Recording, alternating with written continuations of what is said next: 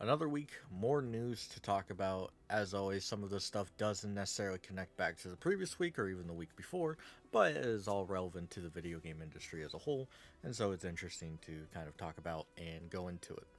I will be honest, my throat's a little, but we're here anyway to talk about it. It might get better as time goes on, as I can fake it better, but just know my throat's a little iffy.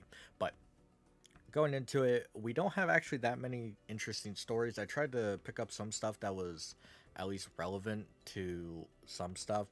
Most of it's just small percentages talking about new releases. And while I would love to talk about games that came out in February and talking about their sales numbers and all that, a lot of the information is not very concrete, and it's just a company going, look how well we're doing, which is not usually a good case of what they're actually doing.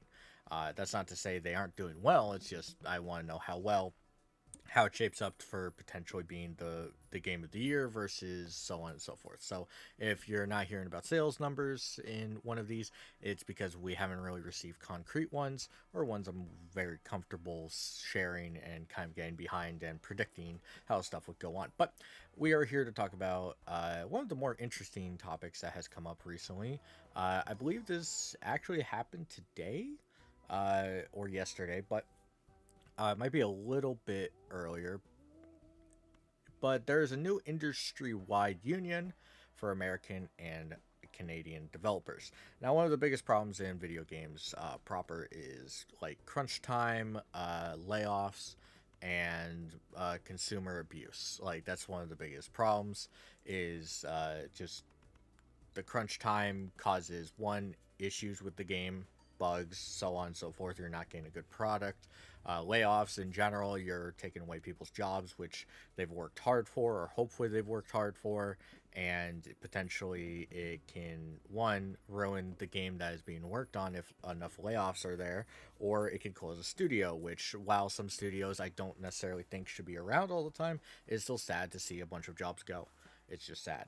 But and then also consumer abuse, which I've talked about before, and I continue to talk about. Video game companies, especially on the business side, love to abuse their consumers to the point where it's actually very depressing to look at people that get into gaming nowadays. But ignoring that, there is a isn't called the United Video Game Workers CWA, uh, which honestly is really, really good. I think this is one of those good things. I think it could be a little scammy. Unions are one of those things where, depending on what side you're on of like the biasy coin here, they're either amazing or they're terrible. And but one of the things that I think people kind of brush under the rug when it comes to unions is there's just another step of protection. It doesn't necessarily guarantee that they're doing the good protection, but it does kind of have a check and balance system in place. That's why unions are, in my opinion, more good than they are harmful. And a lot of people will agree or disagree on that, but I happen to think they're much more of a positive influence than they are negative. And so it is very, very important, especially with I looked at the statistics.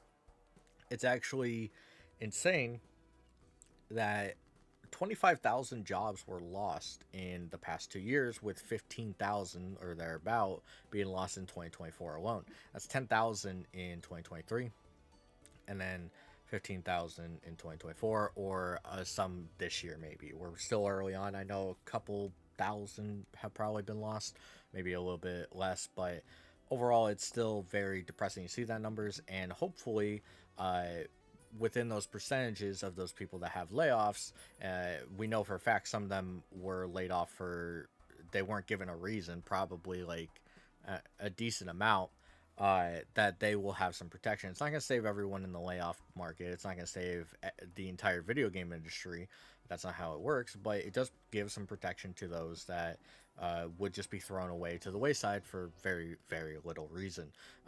It's really, really good that this does exist, and hopefully that this also brings up more people into possible like connections, because we have in the video game industry there's a ridiculous amount of freelancing, uh, and at the same time we have these people laid off. Hopefully this union can bring forth just at least connections, because they're not necessarily looking out for the freelancer, but they are helping because they'll be a part of the union, hopefully, and they can then connect to others, and hopefully new studios are born, new ideas, new genres, whatever it may be.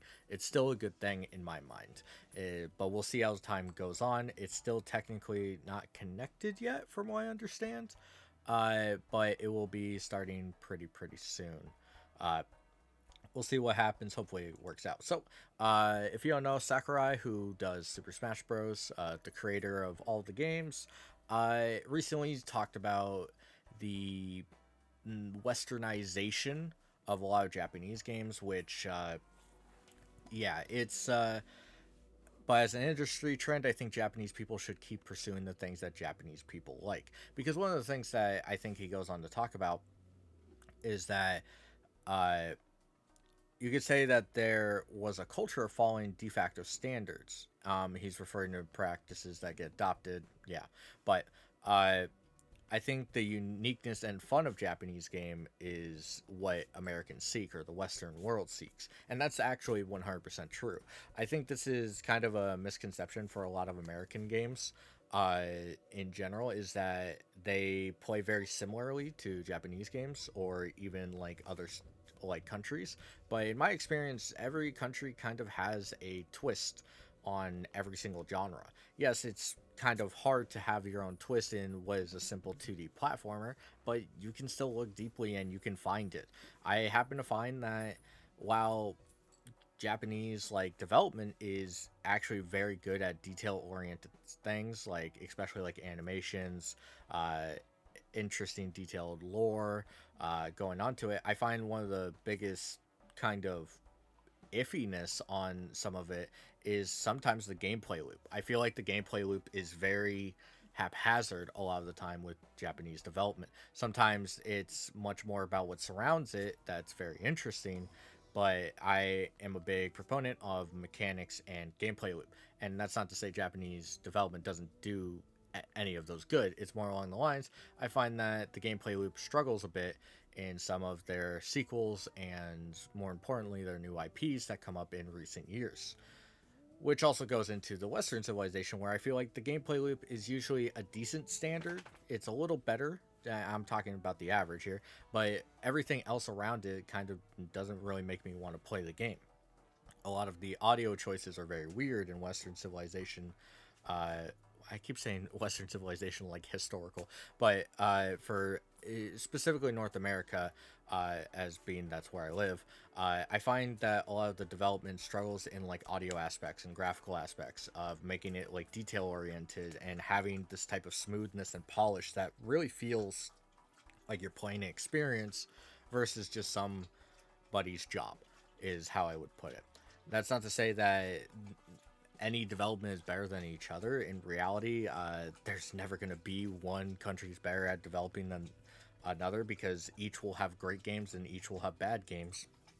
But what Sakurai is saying here is 100% what I agree with. I think that the ideal would be to make games that the way you like, as those who agree with you will enjoy them. I think that's really good. He does have a statement, do things freely, which is what we need to be doing as we kind of get locked down into certain genres, and more importantly, as we get farther and farther into more focus on graphics. I think people that want to do things freely need to step up and do stuff that doesn't necessarily change every genre. It doesn't necessarily change the industry, but brings forth a new look for people that maybe don't know it's there. I don't want a new Call of Duty. I want a new Okami. I don't want a new photorealistic game. I want something with a unique art style, with a unique mechanic that I will remember for the rest of my life. Photorealism is something that's going to be in more and more games as time goes on, and even the same similar smooth art style, which has been prominent in a bunch of games recently, the past 5 years, I happen to think is very, very dumb and I hope that we can see unique art styles, or at least a little bit of jaggedness, a little bit of uniqueness, ridges that you can actually hold on to and go the full mile of the game. But that's much more of the differences and just do things freely. That's my hope. But we have a new studio being formed, a new PlayStation studio, which is the Call of Duty veteran, which Blundell is his name, I believe. It's not listed here, funnily enough, but he did Deviation Games, which opened and closed without a single game. Nice job. And it started a new game, which or game studio with PlayStation, and he talks about it just says he the whole time. We've been working in the shadows for a while. When we've got something to talk about, we'll step out into the light. This is one of those things that I think is kind of weird because Sony right now has been kind of cutting a lot of things, and it happens. I happen to think that there has to be something in the works already, like for for him to be picked up by Sony, because unless this has been talked for a long time, I don't really think this works well. Uh, I I don't know. It's been the company before Deviation was founded like in 2021, I think, or it was in a partnership, but he left like merely a year later. Uh, and then the company closed its doors literally last year. But I happen to think there had to be a project that was being worked on this entire time, so it has to be getting close. If PlayStation is, of course, willing to put their back into this, uh, because they've kind of been losing in every facet as they try and get these 6 year video game development cycles onto a 4 year plan, and finding that they can't do it's just not really working. So they're also getting rid of some studios. So it's very interesting to see this ultimately. I don't know where this is going to really lead. We've talked a lot about Call of Duty in general.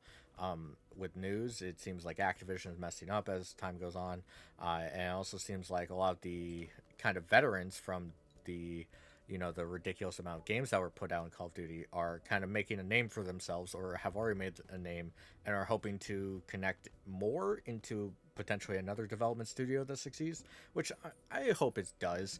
I'm not very ecstatic that Sony seems to want to put their kind of eggs in a basket that I feel isn't that great, but that's Sony in a nutshell. So we'll take a break from all the news and talk about a current game on Steam that you can find. I think I put the link to the last one, but if not, I'll probably add it, and then I will go and put the link to this one in the description for this. But if you want to check it out, is Under Par Golf Architect. It's a very interesting game. I love level builders, and that seems to be kind of what this is. You basically build a golf course, and it seems like you're able to play it. I think a bit.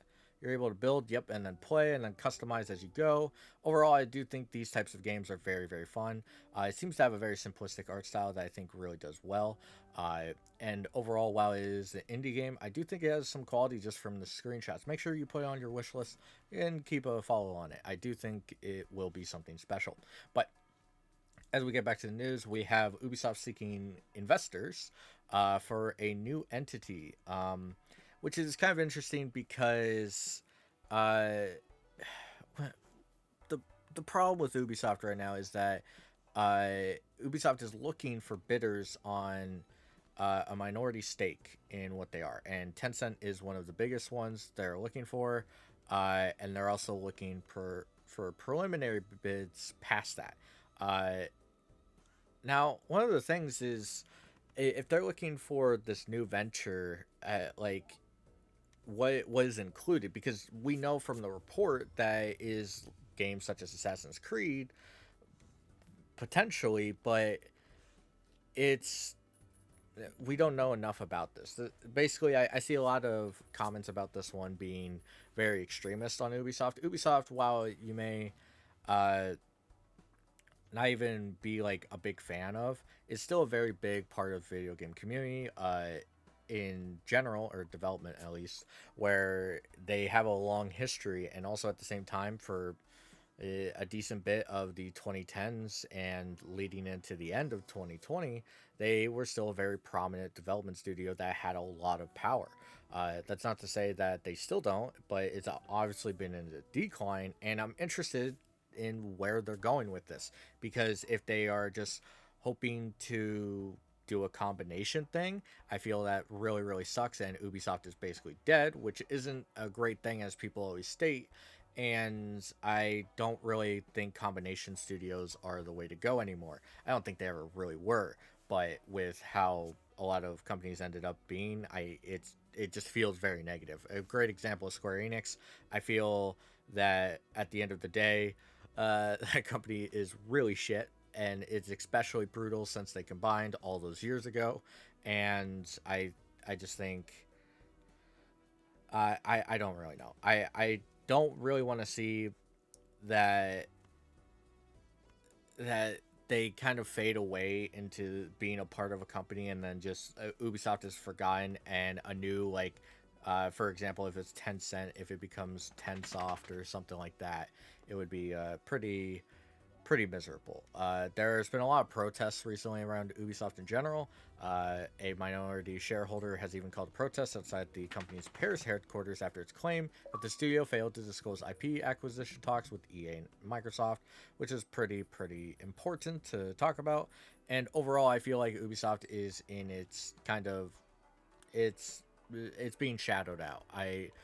It's sad to see, because a huge company like this has to have a lot of people behind it. It has to have a lot of people under it, and I just don't want a lot of people to get crushed from it. But we'll see. We have Focus Entertainment, who did Warhammer 40k.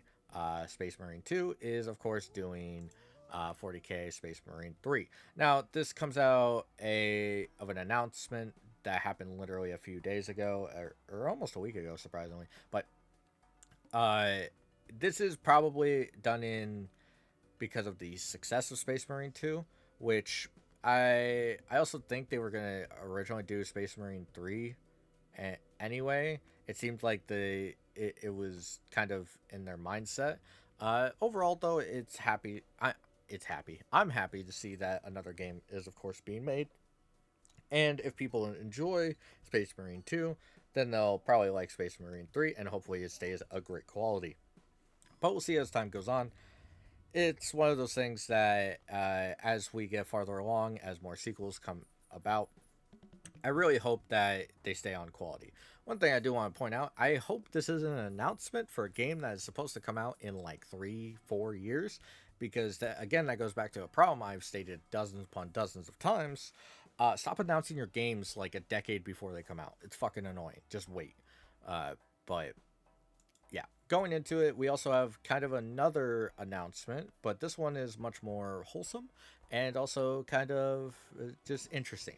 If you don't know, 4A Games is the people behind Metro, and they've been around 3 days ago or 2 days ago was their 15th anniversary for Metro, which is a wonderful milestone. And for while I'm not very interested in the games themselves, I have played through them, and I happen to think they are pretty good quality, and they are something special to behold. But when it comes down to the games turning 15, they had an announcement to talk about.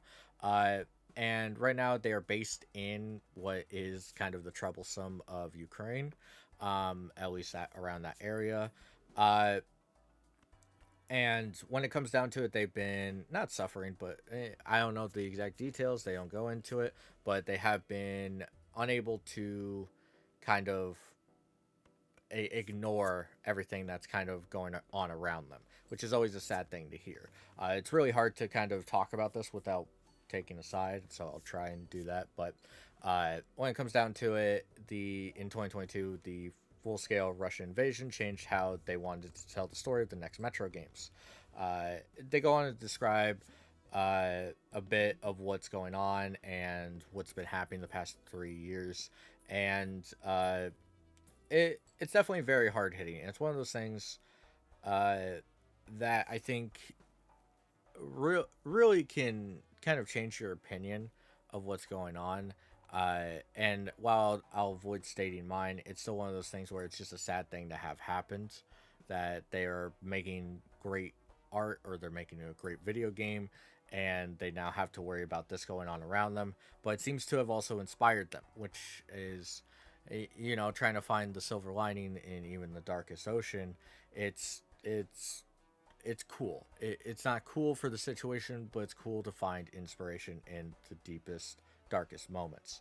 And when it comes down to it, uh, I'm excited to see the new Metro games. I have not played the most recent one, and even a bit of Last Light. I didn't end up kind of really beating it. I don't think I got that far actually, but I did love 2033.